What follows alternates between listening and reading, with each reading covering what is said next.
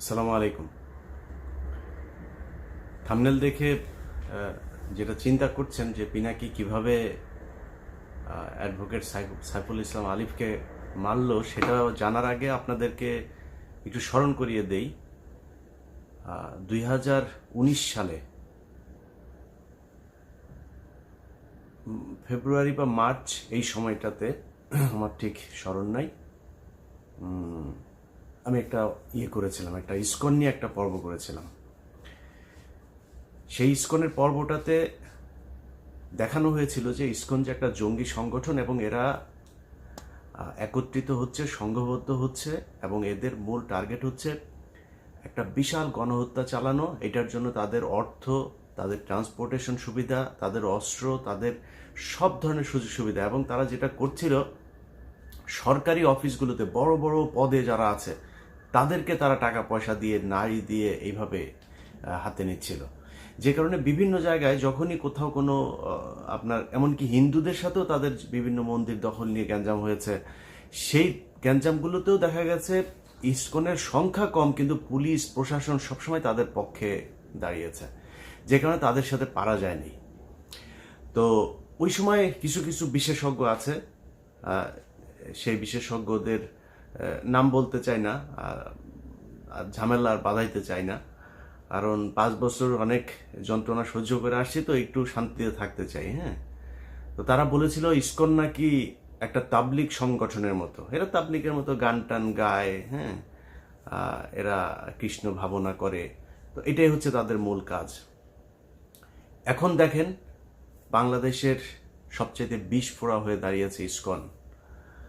আমি ইসকনের এই হত্যাকাণ্ডে ডেইলি স্টারের একটা নিউজ গতকালকে করেছে, Chinmoy followers clash with cops in Chittagong, lawyer killed.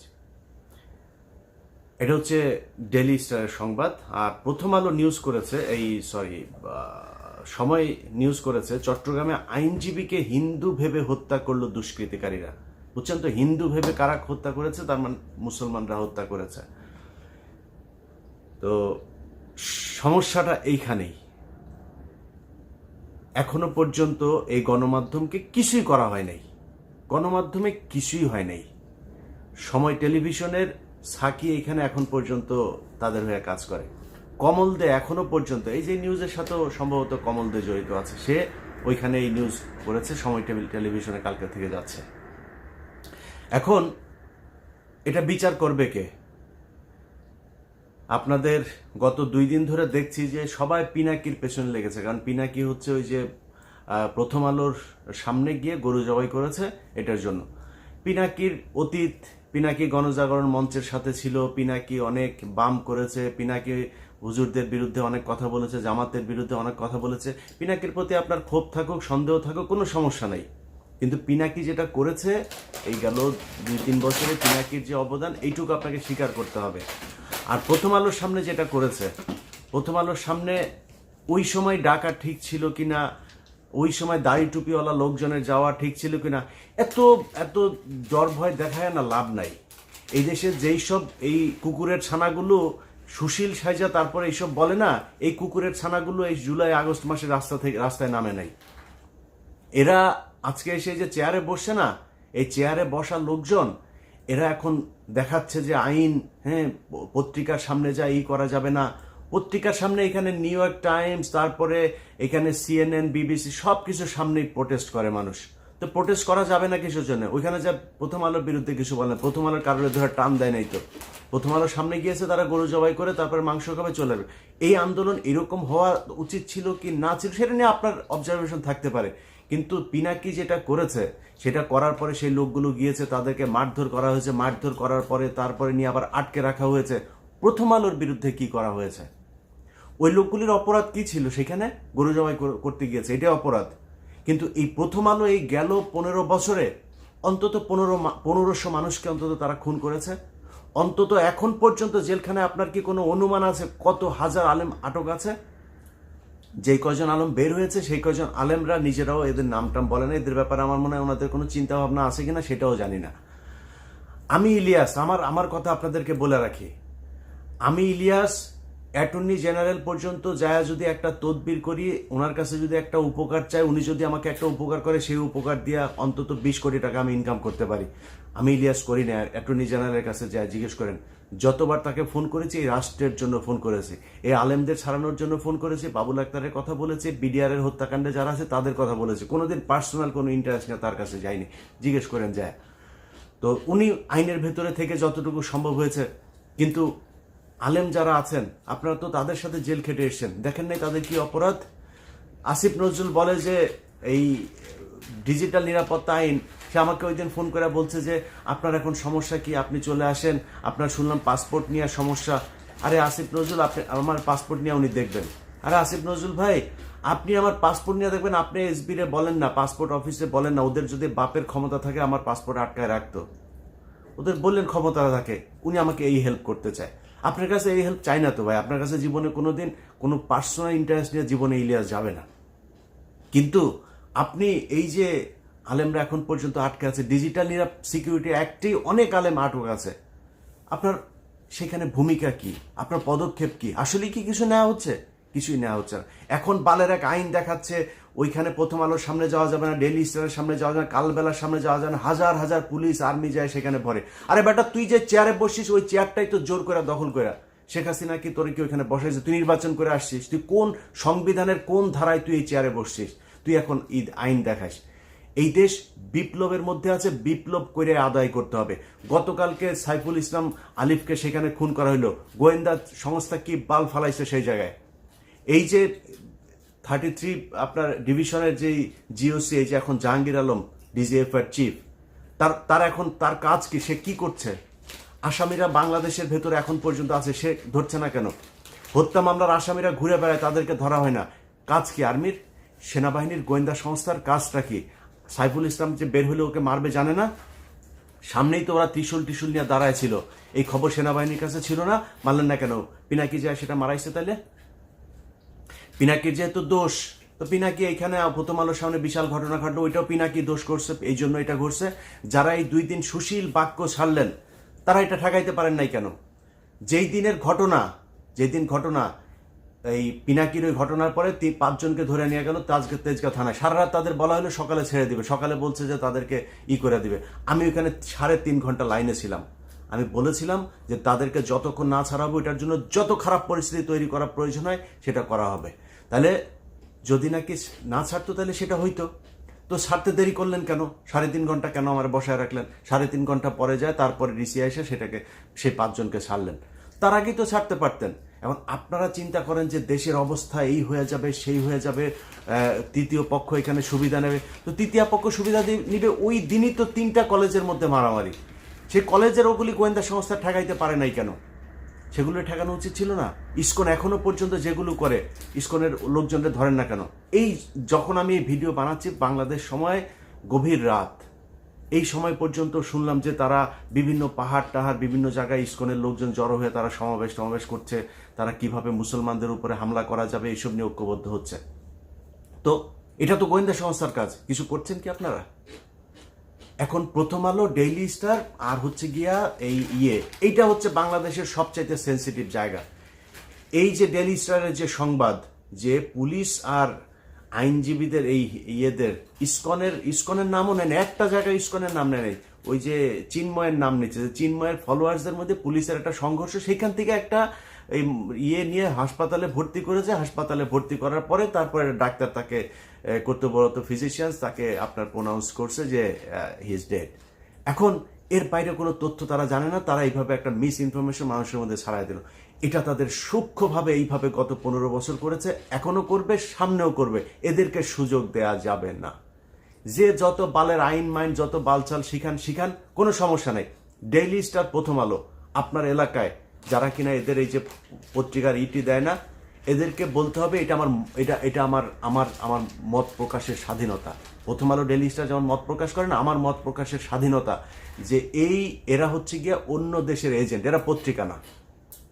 Daily star, প্রথম আলো এই দেশের দুষ্কৃতিকারী, তারা দেশদ্রোহী, তারা পত্রিকা না, পত্রিকা সাংবাদিক না, এদের পত্রিকা সাংবাদিক টেলিভিশন। আপনি যিনি দিনাজপুরে বসে আছেন চট্টগ্রামের ঘটনার জন্য আপনার খারাপ লাগছে না? যিনি চুয়াডাঙ্গায় আছেন খারাপ লাগে না? জামালপুর আছেন খারাপ লাগে না? কুমিল্লায় আছেন খারাপ লাগে না? ব্রাহ্মণবাড়ি আছে খারাপ লাগে না?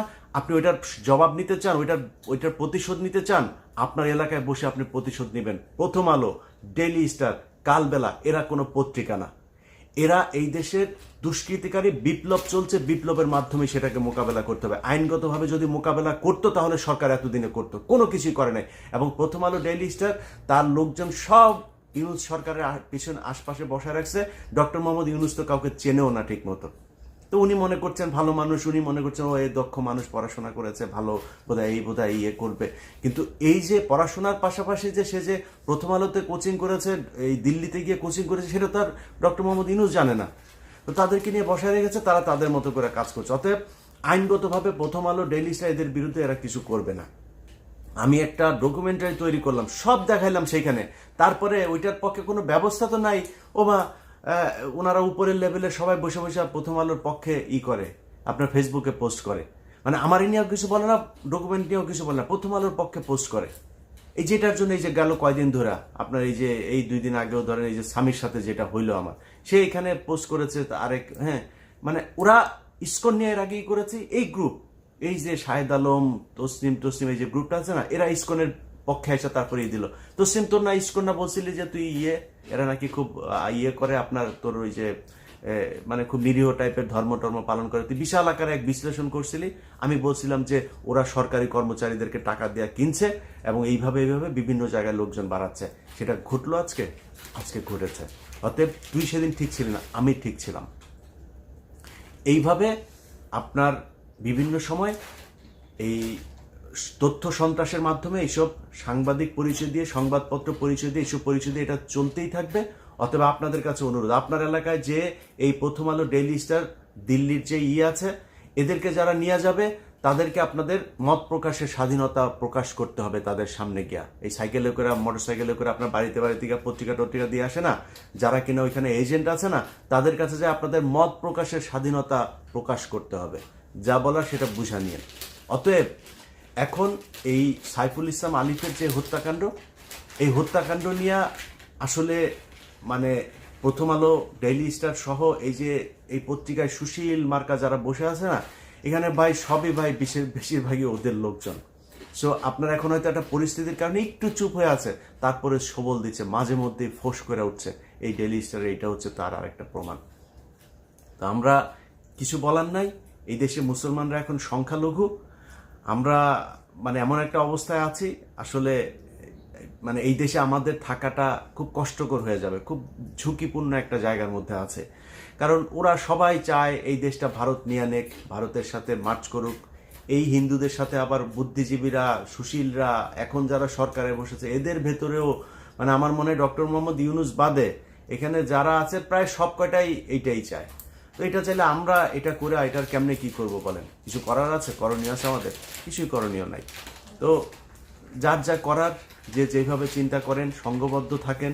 ছাত্রদল, ছাত্র শিবির, আপনাদেরকে বলবো ভাই, আপনারা সবাই তো বিক্রি হয়ে যান নাই, আপনাদেরকে বলবো যে আপনারা এই বিষয়গুলো নিয়ে সিরিয়াসলি চিন্তা করেন ভাই। এখন ক্ষমতায় আসা, তারপরে হচ্ছে গিয়ে চাঁদাবাজি করা, ধান্দাবাজি করা, নিজের চিন্তা করা, ভাই দেশটার আগে বাঁচাইতে হবে।